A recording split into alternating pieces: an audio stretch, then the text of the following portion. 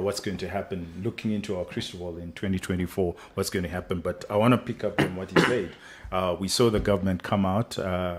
First of all, it came out during the national budget where Mtuli comes out and he says, manufacturers can only sell to wholesalers and wholesalers can only sell to retailers and retailers to the final consumer. What do you think of that? Just as an idea. Should a government command who a business can and cannot sell to? No, I mean, it's just too much red tape. And if you apply your mind to why they are doing it, they say, they're protecting the integrity of these markets.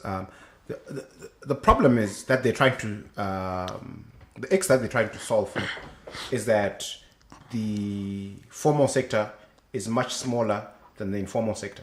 And the informal sector is not part of the tax base, right? So if you think about what they're trying to do, it makes sense. They want to expand the tax base and improve government revenue, which, is reasonable. But are they going to achieve it through these measures? Because the informal sector, by definition, is not given to following rules and regulations. It's not given to paying taxes. So what you're basically doing is you're just adding an extra burden to the law-abiding formal sector that was actually following the rules, that was actually paying taxes. So they have to go through this extra red tape, which is, in all likelihood, is actually going to shrink their businesses even further and increase the share of the informal sector as a percentage of the whole economy.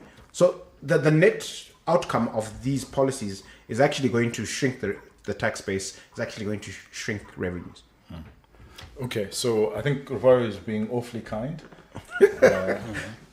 So why I'm saying Rufaro is being awfully kind is, and I want you, Ranga, to look at this, the financial analyst.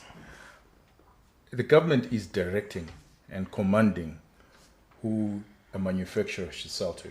They could have, if it was really about the tax base, they could have just said everybody must be registered, but not go to a manufacturer and direct how a manufacturer should or can sell to. And I say this because if you really think about it, what it means is you've got people who rely on sugar. Let's say Delta, for example, relies on sugar from Tongat or wherever they buy their sugar from.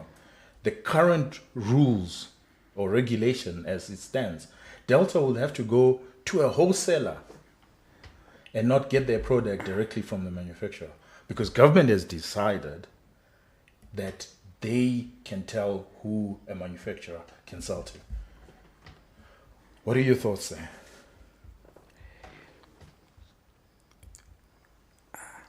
I really don't know where it is coming from, because for me it's a solution without a problem. Ordinarily, you say that again. It's a solution without a problem. Exactly. Because it's not like it's coming from manufacturers who are complaining that we don't want to be dealing with retailers directly or even the end consumer. I think if you just trace back maybe a year or two ago, it was actually the manufacturers who were desperate to get the cash from the informal sector. But remember, the informal sector in this country, when you look at the informal traders, they really, over the years, they were mostly cross-border traders, as it were. So they go to Messina, they go to Francistown, pick up product, come and sell it in their different setups. And as Zim became more and more informalized, and also the current conundrum, so you'd find a situation where the formal businesses, the local manufacturers, are dealing with fellow formal operators. They were mostly dealing in the local currency that was losing value. Yet another sort of economy was developing in the informal sector, which was mostly US dollar denominated. So the manufacturers were actually desperate to sell product to these tax shop guys downtown, and so they were actually benefiting from them. And at the end of the day, when you're looking at the whole tax argument, I think it will still filter in one form or another because as these informal traders were buying product from from the manufacturers instead of Messina, where they're contributing that to South Africa. They were actually now contributing yes to the local fiscus. To the local fiscus. So it has really created what a bad way of starting the year, where right now business don't know what to do. So like on day one, the 2nd of January, you are a manufacturer, and this new policy has kicked in. What are you going to do? So you actually won't be selling to all these clients that are queuing up to buy from you because you've got the wholesaler. And how many wholesalers do we have? It really creates more problems than. And do they have the cash to actually buy from the manufacturer? Because the other they thing is don't. about the cash cycle, right? There's a limit to how much the retailer can buy. There's a limit to how much the wholesaler can buy. But you have this opportunity with the manufacturer was not just limited to a specific. I mean, you follow technology news, and you know what happened with eBay and Amazon. I mean, a direct consumer now contributes sometimes as high as 90%, but I think on average it's about 50% of sales. Is there anything wrong with the manufacturer going directly to the consumer? No, there's nothing wrong. So I think this is definitely a policy that was not well thought through in terms of the outcomes. Because the outcomes that are going to emerge, that I predict, I suspect are going to be very different from what the policy aspires to achieve. Okay. And this is also what happens when you have. When you take policy action like this without actually consulting the people who are on the ground and have to deal with it. I was looking at 2023, and one of the things that I found interesting that struck me is that the last SI of the year was SI 248 of 2023. Okay, and there's 52 weeks in a year. That's 4.7 SIs a week, right? So if you're running a business and you're thinking about 2024 and maybe late November or early December, you had a strategy session with your team and your key partners, and you're like, look, this is where we think things are going, and this is what we think will best serve us from a strategy point of view. You wake up in first week of January, there's this SI, and your whole strategy document is irrelevant. It's redundant. You actually need to, and that's the biggest. So I think the biggest challenge for anybody in business, as an individual, as a corporate, as an institution in 2024 is this regulatory risk that to keep up the SIs. But okay, you say something that's actually very interesting and very important. And let's take it to our law student, because you might help us here. The idea of putting regulation through SIs means that you don't necessarily have to consult. It's not going through the parliamentary process. And we are a parliamentary democracy. Why are we not going through parliament? Why are we continuously going through these SIs? Is it constitutional? Is it unconstitutional? And why? And what would happen if, for example, some of these regulations that we've seen, if they were to go through the People's Parliament? I'll provide a layman's response and say the SI and the numbers that Rufaro is alluding to, they're just a reflection of how the policy environment is shifting. If we had stability, that's why we'd have the laws like the main statutes, which provide for certain. There's nothing wrong with the SIs because they are usually used to implement what's in the main statute. But I would want to believe that in an environment where there's predictability, I think the extent to which you have to rely on SI will be very, very limited, because an act goes through a whole process in Parliament. So it's mostly, you could say an act is crafted by us, the people, because the MPs, they represent us. And it goes through a whole vetting process, which sort of evaluates it on so many angles.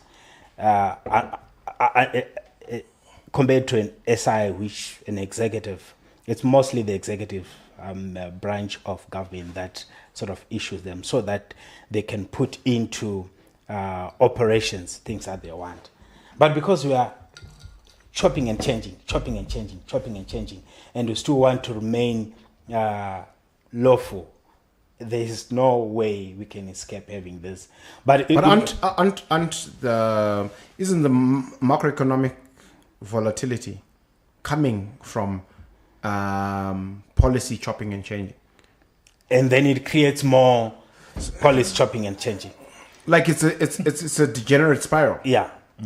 So it needs to stop at some point. And I mean, even away from the legal issues, I mean, just as a business, how do you plan? I mean, a typical business, when they go to their planning retreats, you're a young economist or analyst. They're saying, "Oh, give us projection for the next 5 years minimum." In fact, businesses out there, they can go all the way 20, 30 years. Yeah, if you're a mining company. Exactly, because there's that predictability which is there. And the planning that you do is actually anchored on assumptions. You see? So you've got a set of assumptions that this is, I'm assuming this is what's likely to happen. So in an environment where things are changing, or maybe like 248 times, new things that have to be done, new things, how do you then, I mean, what kind of model do you have to put in place for you to be able to... There's a theory around this. Those that are mathematically minded will remind us this. That actually, the way they chop and change, what is certain is that there will be a lots and lots of uncertainty. So the uncertainty becomes the certainty. So you can plan around that. That actually, there will be lots and lots of uncertainty. There'll be lots and lots of volatility. Like, have that inbuilt in your system. So who benefits from that? It's. I actually don't think. Well, arbitrage, and I think that's where the informal sector comes in. The informal sector is purely taking advantage of arbitrage opportunities, and that's why the money at risk is very low. Besides that, it is also a buffer, because remember, we have decimated the formal sector over the years. Imagine in a scenario where you could only have formal or nothing. What would happen of all these people that have been pushed out of the formal? Jump the border. Did you see that picture of, I think something that was happening on the border with some South African... I think that's just an aberration. That's Gayton trying to, raise his political... Yes, but it also gives you some sort of a picture of what our brothers and sisters go through when they go into these other countries illegally. Well, you have to survive at the end of the day. And what they were doing, they were policing, maybe not even policing, but, the border between Zimbabwe and South Africa, it's over 200 kilometers long. There is no way you can have people right across. It's just almost impossible. So that people are going to be border jumping, I think it's as inevitable as the sunshine tomorrow. Rufaro, so we've talked about VAT on basic commodities, but there is this sugar tax, right? And so far, I think it's at 2 cents a gram or something like that. But there's a sugar tax, and VAT on basic commodities has now kicked in, and that's about 15%. So which goes all the way to 30 for those that do not have. Yes, and it's that actually is a problem, as we know. There is actually a gridlock in terms of the Zimra system, because they actually changed their system, and the new system. So ordinarily at this time of the year, companies are busy trying to get tax clearance certificates and all. And the coming of this new system has actually delayed that, because now, whereas you used to just pay into some Zimra account, now you can't make that payment unless you have been first cleared by by the system. It is actually Crippled, the cost of compliance Is huge. is huge. Unnecessarily so. Yeah, But here I was looking at the consumer that you woke up one morning, one random morning that happens to be the 1st of January, if you follow the Gregorian calendar. So you woke up one morning and suddenly everything, basic commodities have increased by 15%, and there's a sugar tax as well. So everything is higher. Even 15%, if you think about it in US dollars, that's a lot, right? And in terms of income, you're not there. What's your view on what's going to happen? Is this a good way of starting the year? And what does it mean for everybody? Consumers especially, who now have to fork out an extra 15%. Yeah, it's awful. I think, and I think everybody loses. I think, the state is going to collect less revenue because the consumer is going to consume less. And even though the percentages are higher, the actual nominal receipts will likely be lower. If you think about it from a cost volume profit analysis, right? If the price of something goes up, people consume less of it. Yeah. Right. So even though the taxes as a percentage might be higher, because the volumes will drop significantly more, and the net result is actually what ends up in the taxman's kitty will be less. Yeah, we call that the Laffer curve. Yeah. So at some point it becomes negative. Yeah. Yeah. So I think that's what's going to happen here because, the Zim dollar, if you think about it from a currency dynamic, the Zim dollar versus the US dollar has been gaining market share versus the Zim dollar, right? And underpinning that dynamic is most US dollar transactions are cash transactions in the formal sector where there are no taxes and commissions being paid, right? And the portion that's Zim dollar, that's mostly the formal sector, and this is the tax base. So if you introduce an incentive for transactions to migrate to the informal sector, basically it shrinks the tax base further.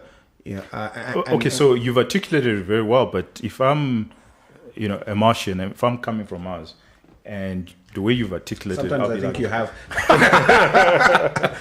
You never know. Maybe I should ask my mom. So you've articulated it very well. The question I have for you is, why is the government shooting itself in the foot? If what you're saying is as lucid and everybody, even 6-year-olds, can pick up the argument, why would the government be shooting themselves in the foot? Look, I think, you got a sense of this looking at the budget that was announced last year. And I think it's just, if I was to characterize it in terms of a mindset, I would call it siege. There's this, it's almost like it's a very pessimistic worldview that, the odds are stacked against us. The business community doesn't want the country to succeed. And so we need to squeeze as much out of the system as possible.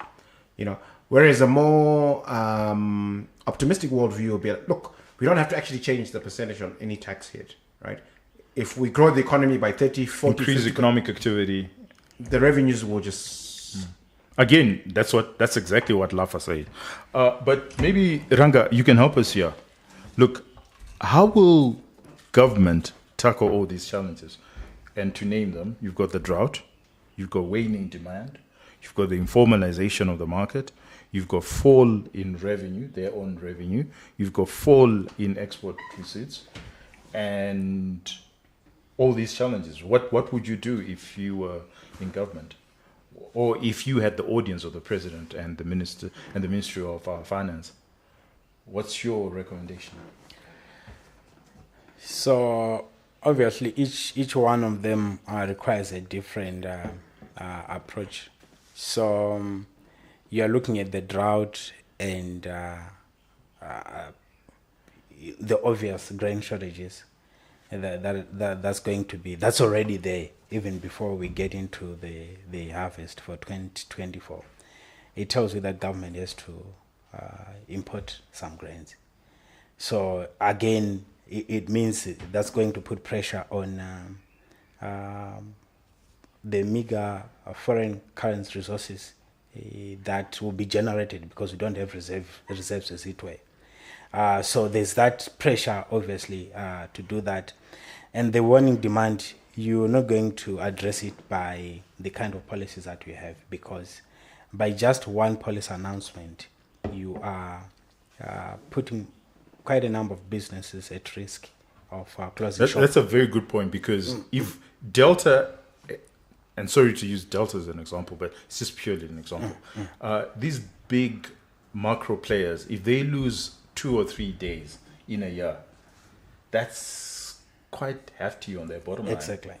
So and you can't get it back. You can't those you 2, can't 3 get days back. Yes. So they are affected directly, but also the other downstream businesses are going to be affected. I think what we needed coming out of the 2023 election was a deliberate policy to try and push economic growth, let businesses thrive, and giving them as much support as possible. Pay a little attention to informality. All that you needed to do was to just make the environment conducive for formal businesses. If I may and follow then up. when you do that, over time, you would expect that some of those informal businesses would actually will become formal if you're creating incentives. Take, for example, this issue that we're just discussing. So now you have to have a wholesaler and a retailer, but in a market that is not providing credit. So ordinarily, if banks were awash with cash and they're able to provide credit, maybe they would give out loans to a wholesaler so that they can kickstart their working capital cycle, and then etc. You don't have that. So the moment you don't have that, it means there's very little that you can do to dictate policy, especially as it affects private business players. So let them be. Then you provide support. Slowly, government owns quite a number of banks right now. They can possibly use that to try and push the kind of policy that they want. How can they do that? Are there loans here? We are giving loans for these specific things and whatever through those banks. And over time, the formal businesses expand, and some of the informal businesses, they also aspire to grow big. And if you're making money and the future is clear for you, really, who wouldn't want to be a big player? Ranga, Yeah. you've just made the argument that Turgot made in 15th century France to King Louis the King, and we all know how that ended. The advice was not taken, and he had to resign eventually. We do have technocrats within the government itself that are as sound as you are, and they've studied even these things. better. Or even better. Why is it the politicians or the policymakers are not listening to the technocrats? They are politicians. So we Are are saying they're not. The technocrats are also politicians. No. We are saying, the politicians are politicians. So we are making a business economic argument. They have got a political constituency. So I think part of the mistakes that we then see as manifesting as mistakes, they are probably decisions that are made to try and appeal to their political constituents. But I would make an argument that what is good for business is actually also good even for I was going to make that argument. for their constituents as well. And I think if someone was to come, or if the politicians would be inspired and just do an experiment where they'll just make business, be business players, do what they have to do, provide an enabling environment, fine, regulate if you have to, give it a year or two, and see how the kind of outcome and the result that would emerge from that. I think they'll be surprised by the kind of results and how that would actually even make their constituency, us the people, happy. Could we run this thought experiment? Let business be, let the markets be, for 5 years. I mean, they do have a mandate for 5 years. Let the markets be, and let's see what happens after those 5 years. I mean, if it doesn't work after the 5 years, they can always revert back to their commandist ideology. But what do you think would happen with that thought experiment? Because clearly they would lose power. Not necessarily. What they think, well, how they feel. No, you see, the problem, policies. I think Ranga articulated it wrong. It's not that they're politicians, because they're politicians all over the world and they're all not making these kind of decisions, notwithstanding the advice they're getting from technocrats. I think the problem that we have in Zimbabwe is simply, and I'm amazed that you gave that answer given your recent interest in our history, right? The ideas are powerful things.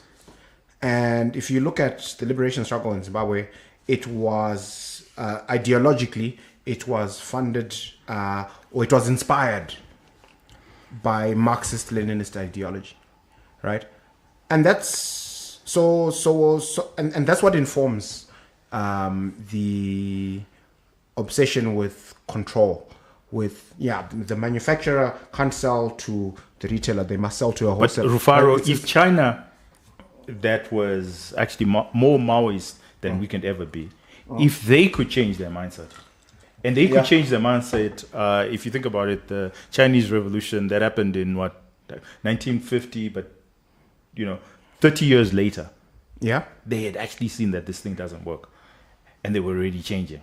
Here we are, 43 years later, after going to the bush as child soldiers. Surely we're now adults. Surely we're now adults and we can change our minds. Yeah, but look, I think the China is a great example, and I think that one of the things that people get wrong when they use China as an example is how exceptional Deng was. The Chinese. No. Oh, Deng. Like they had this individual who, because of his unique circumstances, because remember, Deng didn't just emerge out of nowhere. He hadn't been Mao's number two throughout Mao's reign, right? He was cast out, right, in the Cultural Revolution, and he was in exile, doing nothing but reading and thinking, right? So by the time he came back, when Mao was ill and Mao eventually died, he had he was looking at the world differently, and he seized power and he was able to change the direction, right? Whereas if you think about everybody who was involved in our liberation struggle, because you remember Mao died 1976 and Deng took over 1978. All of these, all of our leaders, they're very steeped in this ideology. One could also argue, because that's a bit of a revisionist history. If you think about it, Nixon at the time reached out to China, and that was 1972, 1971, and that was still under Mao. Yeah. So okay. So there was a bit of change even within Mao. Not to take away anything from Deng, but I think that we can see that Mao himself could see that there was a limit to Maoist and Marxist-Leninist theory. So Mao died very faithful to Marxist-Leninist theory. The only reason that Mao entertained Nixon and Kissinger was because Stalin died and he didn't get on with the new guy, and he was afraid that he might actually go to war with with the Soviets, and he needed a buffer. Exactly. So he was like, okay, fine. You know what? If I'm friendly with the Americans, I'm less likely to have a problem with. But that's pragmatism, right? It means he moved from ideology to being pragmatic. As far as his economics were concerned, he never changed. No, but what he started to do was to turn the wheels. What I'm just saying is, if they could change, surely our bush soldiers can change. 43 years later, surely they can change. I wanted to just chip in there and say, look, again, because we agree that, this whole interest in history, and I think what you pick is, not everyone there was Marxist. So I think it's not entirely correct to say that was the I think it was just a rallying point. And also the fact that in terms of even the support to their cause, it was probably they're getting it whether through That's China. a very good point. Yeah, through China and through Russia. But clearly, quite a number of our leaders at that time. Mujuru was not. Yes, he was certainly Marxist. Exactly. And it was very In fact, apparent. it was extremely derisive of Marxist thinking. Just after independence, it was quite clear that most of them actually pursued an ideology that was totally different from Marxist. And right now, where we are 43 years, like Tinashe is asking, why are they not changing? I don't think you can still make an argument that it's because of the Marxist ideology. Look at how most of them have actually transformed into probably not capital. Well, they are. They're property owners. Exactly. In Dubai, London, Yes. cities of the world, even in South Africa. And they actually own property. And the public policy at the moment... That they're not right, taxed, wealth tax. Public policy at the moment right now is even the businesses. You see how they are taking over businesses, whether it's in banking, in other areas, right? They want to run them. It's certainly not driven by a Marxist kind of agenda. So that can't be an excuse for them anymore. Let's give Rufaro the right of reply. Yeah, look, you make valid points, but I still think so. Perhaps they are not completely faithful to Marxist-Leninist ideology. The part that they've not let go of is this idea that they must be in control. Okay. So there's another theory that ran through, which is they just took over what the colonialist mentality was. So if you look at the Smith regime, how they ruled, it's 3 Fs. I learned something, 3 Fs and 3 Cs. So the 3 Fs are fiction. What is it now? I've lost my train of thought. But anyway, the idea is how the colonial governments ruled. They were, cohesion. They had some sort of control over the system, and that is what the present government just took over. So there hasn't been a rethink of how the regime was, the colonial regime was, and how a democratically elected modern state looks like. We haven't moved from the Western. Look, I get the point that you're trying to make. I think, maybe to make it clearer, where we're different from a country like South Africa, for example, is that in the transition, certainly with the benefit of the history of post-independent Africa across the continent, the drafters of the constitution made sure that all the, they actually very thoughtfully broke down a lot of the apartheid regime's repressive machinery and replaced it with modern constitutional state machinery. So so it's not a coincidence that So the institutions. Yeah. So We it's have not. to Yeah. relook at our institutions. So it's not a coincidence that in less than 30 years post-apartheid, they've had 5 different presidents, right? And it's not because they weren't individuals who wanted to rule forever. It's just they So I think So in Zim, yes, I think during the transition we a lot of that machinery just didn't happen. We just took a over. lot of and it was very, and again the Smith regime was obsessed with control. They didn't really, I mean, for him to say not in 1,000 years, what he effectively was saying is we are not going to let this thing go. And it's the same kind of mindset. Yeah. Okay, so away from that, the producer, not you, is telling us that the show must end. But there's a last question that I want to pose to you guys. Looking at the Zim dollar and the Nostros a year from now, what do you think will happen? Quickly.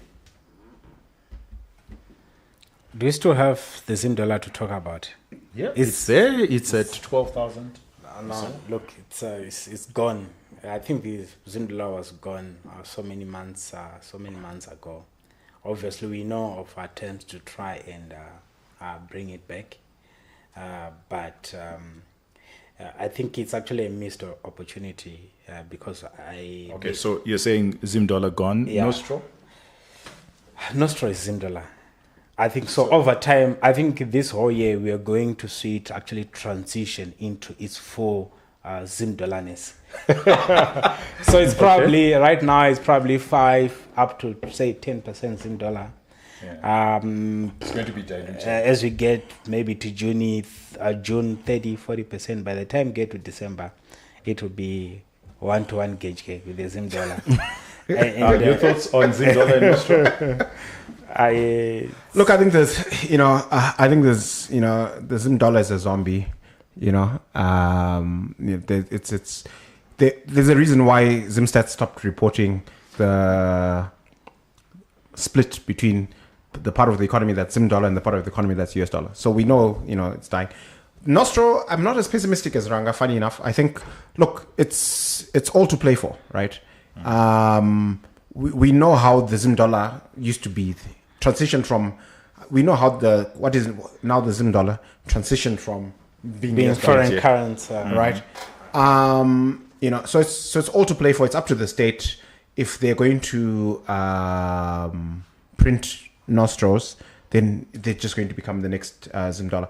And I think that there is actually, like, if you look at all these policy actions, increasing VAT and these new rules and whatever, I think that, while the policy action is not well advised, I think it's coming from a place of concern that the formal sector is dying. And part of the formal sector, because this Nostro lives in the formal sector, and if the formal sector continues to die, that Nostro is also just going to die, whether or not it becomes Zim dollar, because the ultimate transacting currency will just be literally green notes and money offshore. Nobody will be interested in, you've got a US dollar Nostro, right? So I think, and my best guess, right, because we saw this in 2022 when there was an announcement about banning lending, is when we make a policy mistake like this is clearly a policy mistake. It's not going to get the outcomes that the state is looking for, right?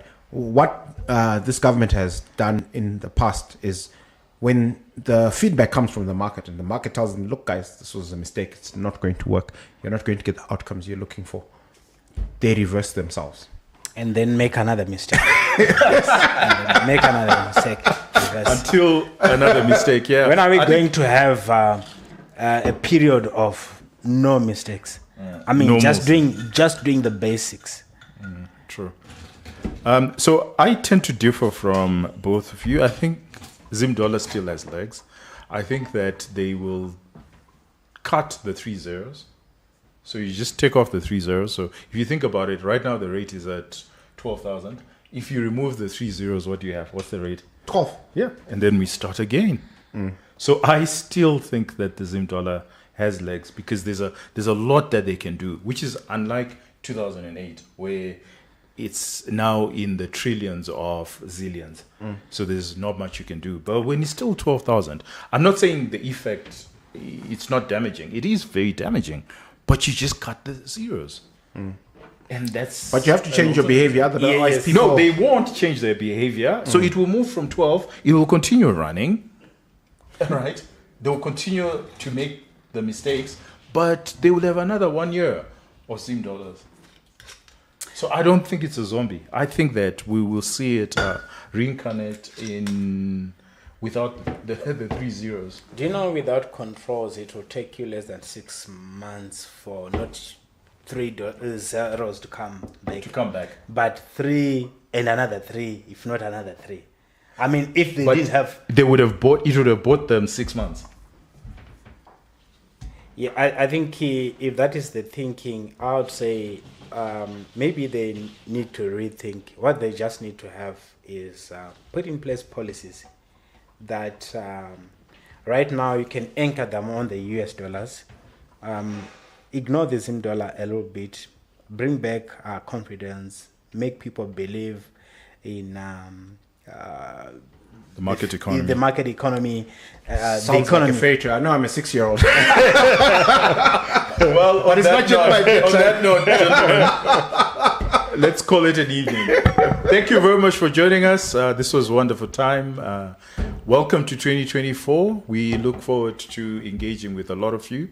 And these are some of the ideas. If you have your ideas, please share, comment, and subscribe. And let's grow the tribe. Otherwise, have yourself a wonderful weekend. Cheers.